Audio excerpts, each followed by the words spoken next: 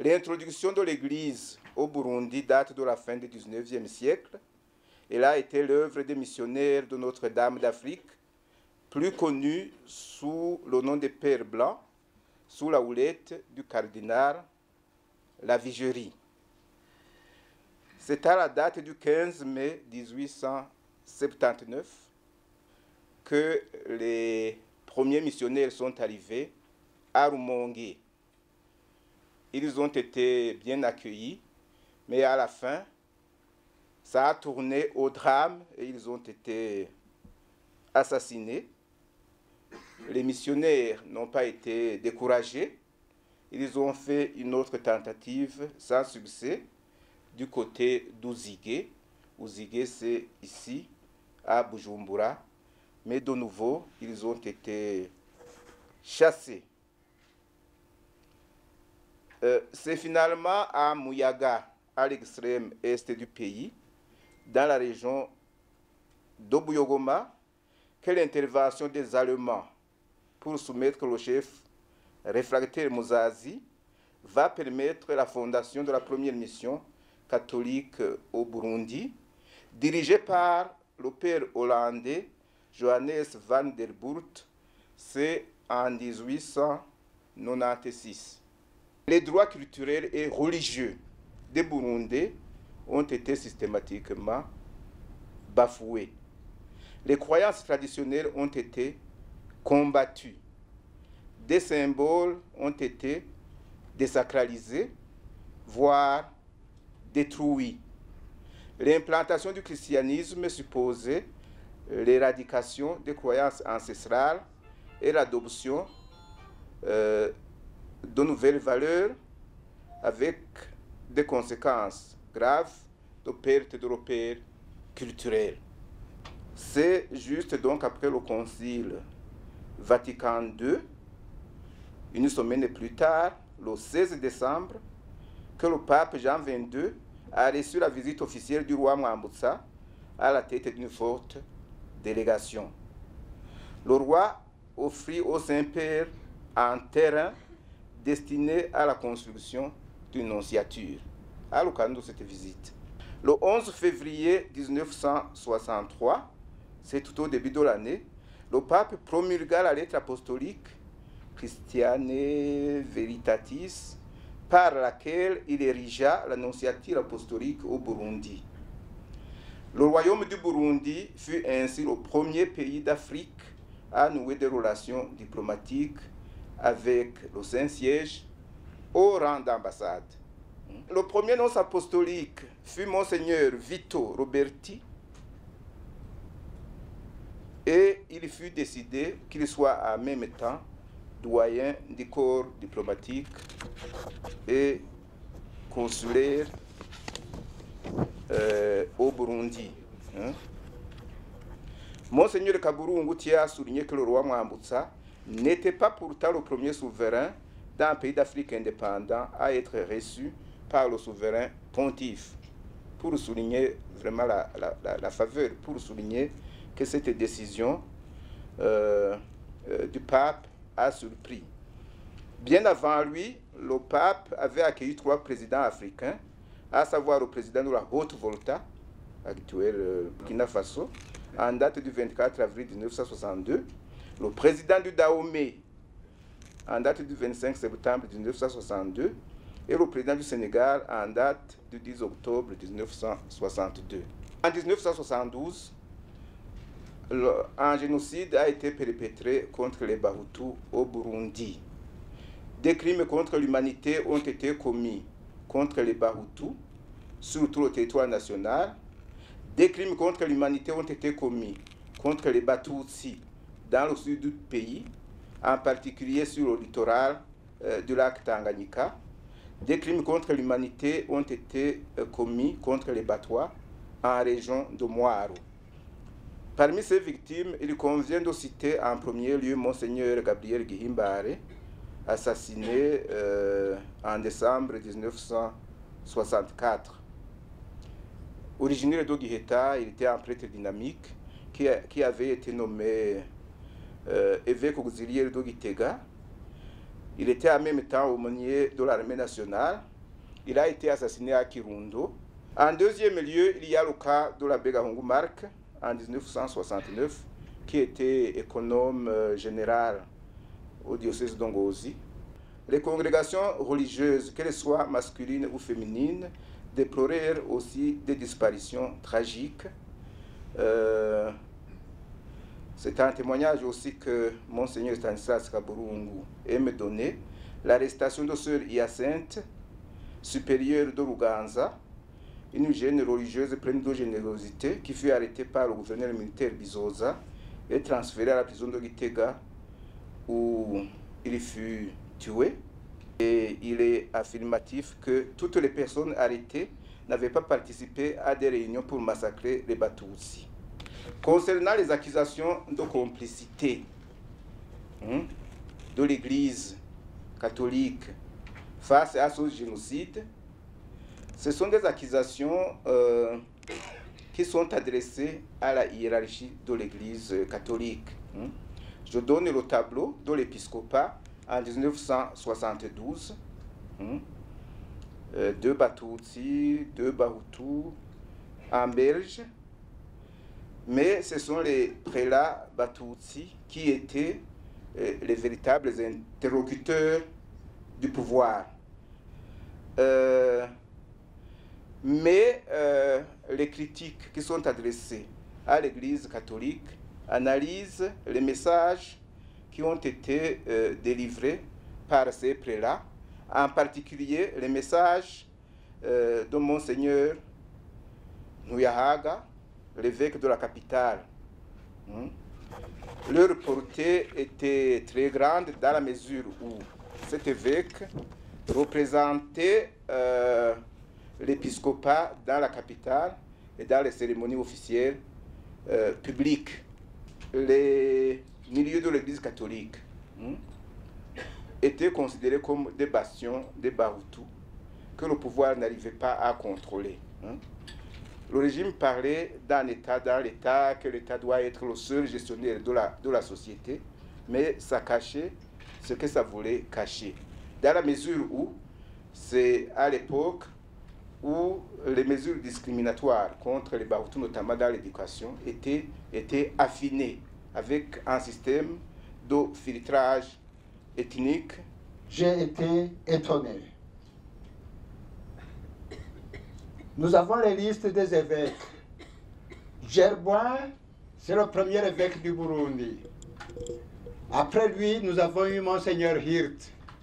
Après Monseigneur Hirt, nous avons eu Monseigneur Gorju. Ils étaient tous français. Est-ce on ne semble pas ignorer qu'il y avait des compétitions entre l'Allemagne et la France depuis 1870?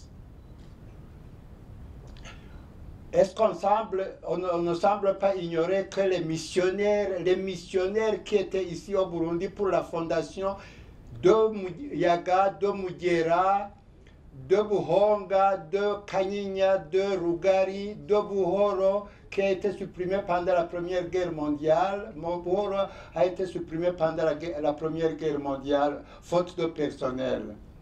Est-ce qu'on ne semble pas ignorer que la plupart des missionnaires qui étaient ici au Burundi étaient tous, ou presque tous, français?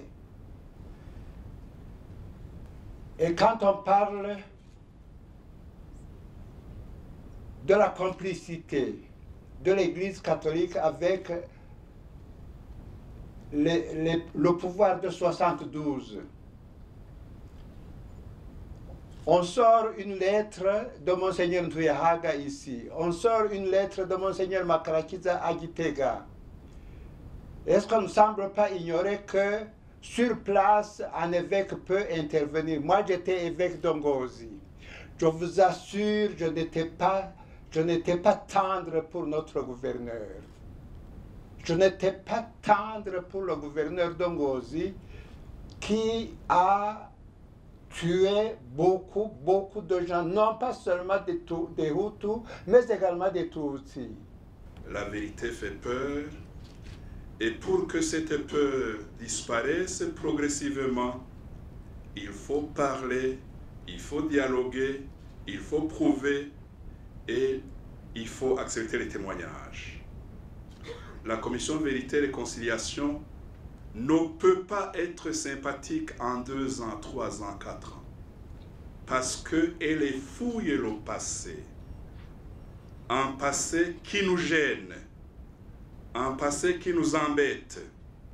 Un passé pour lequel il y a des choses que peut-être nous avons faites, ou nos aînés, que l'on voudrait que les restent cachés éternellement. Dieu ne peut pas l'accepter. On ne peut pas cacher éternellement la vérité. On a bien sûr parlé des lacunes et peut-être même des méfaits de l'évangélisation en situation coloniale. Peut-être qu'on ne sent pas assez que l'Église a aussi été impliquée dans la promotion des droits de la personne humaine. L'Église catholique a suivi toutes les évolutions qu'il y a eu après la crise d'Ontega Marangara, avec les débats et les concertations sur l'unité nationale et sur le pluralisme politique. Et les membres de l'Église, des évêques ou des prêtres, faisaient partie de ces commissions qui travaillaient à la définition de cette nouvelle configuration de la société burundaise après la crise. Et alors, quand on parle des droits de l'homme, les périodes récentes ont manifesté cet intérêt pour la promotion des libertés publiques qui s'est maintenu.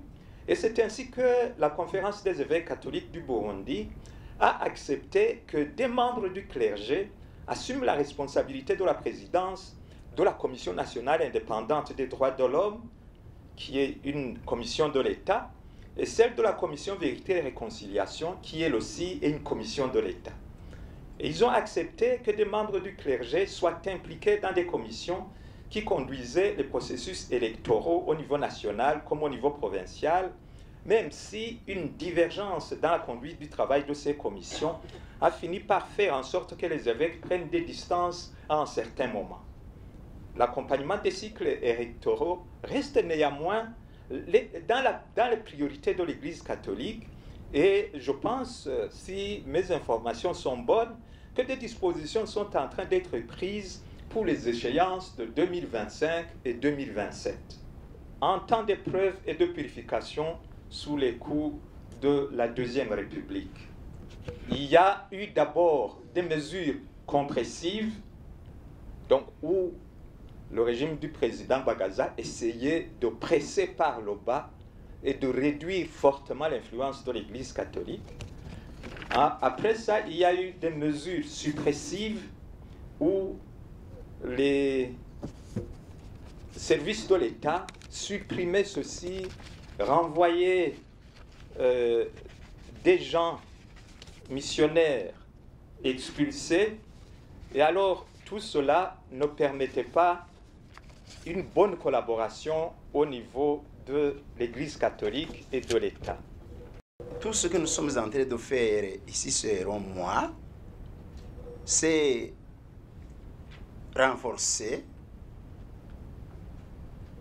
notre pays pour que ça soit dans ses relations diplomatiques, pour que ça soit un pays pacifique, prospère et réconcilié. La lecture de l'histoire commune du Burundi me semble très importante pour la paix et la réconciliation véritable. Sinon, on peut avoir une paix qui est une accalmie ou une réconciliation qui n'est pas une véritable réconciliation. Bon, vous savez, les Barundi, à l'instar des religions abrahamiques comme les chrétiens, comme les musulmans, comme le judaïsme, c'est un peuple autochtone. mais avec la venue des missionnaires, avec la venue des églises diverses, on nous a dit que nous prions Kiranga. Mais à part la Ben Habona, qui ose dire à haute intelligible voix que Kiranga n'a jamais été prié, mais qu'il a toujours été un intermédiaire entre Dieu et les hommes, les prélats du Burundi, jusqu'aujourd'hui, semblent avoir peur de dénoncer cette instance et cette position de l'Église catholique à continuer à faire croire aux gens que les Burundi n'étaient pas... Parce qu'on nous a enseigné le Christ. Nous sommes des chrétiens, mais nous ne sommes pas devenus des divins pour autant. On connaissait Dieu. Alors il faudra aussi que cela soit bien élucidé et que l'Église catholique ait le courage un jour de demander pardon pour cela, mais aussi pour toutes les autres atrocités et surtout pour avoir désacralisé ce qui était sacré au Burundi, ce peuple de Dieu, créé par Dieu et qui continue à cheminer vers Dieu. Je vous remercie. Je suis profondément convaincu que les relations entre le Saint-Siège, d'une part, et les relations entre l'Église locale, entre le Saint-Siège et l'État du Burundi, quelle qu'a été la forme, d'une part, et les relations entre l'Église locale et les autorités à divers niveaux. Dans ces relations, il y a beaucoup d'éléments positifs que nous devrons apprendre à souligner, sur lesquels nous devons nous appuyer pour construire une histoire encore plus positive. J'ai entendu parler de demande de pardon. L'Église n'a pas peur de demander pardon. Alors, quand vous allez à la messe, le premier acte, c'est quel acte dans le rite romain? C'est l'acte pénitentiel. Et nous nous humilions, nous demandons pardon. Nous demandons pardon à Dieu et nous demandons pardon aux autres. Sans ça, nous ne sommes pas chrétiens. Donc, demander pardon, l'Église n'en a pas peur. Maintenant, nous qui exigeons le pardon, est-ce que nous sommes disposés, sommes dans la dynamique de pardon? D'abord, à l'accorder et à l'accueillir. L'accorder, ce n'est pas toujours facile, mais parfois, c'est aussi difficile de l'accueillir le pardon. C'est d'abord de là que ça va partir. Et c'est ça qui va nous guérir. Ce n'est pas un pardon protocolaire. Le pape peut venir ici, il va se mettre à genoux et vous demander pardon. Ça change vraiment votre histoire? Ça ne change pas l'histoire. Il faut créer une dynamique positive. C'est l'esprit, la philosophie de cette commémoration. Merci, monsieur l'ambassadeur, de nous avoir rappelé la nécessité de nous fonder sur la vérité, de rechercher la vérité. C'est indispensable. La vérité s'impose. Mais la vérité seule ne suffit pas.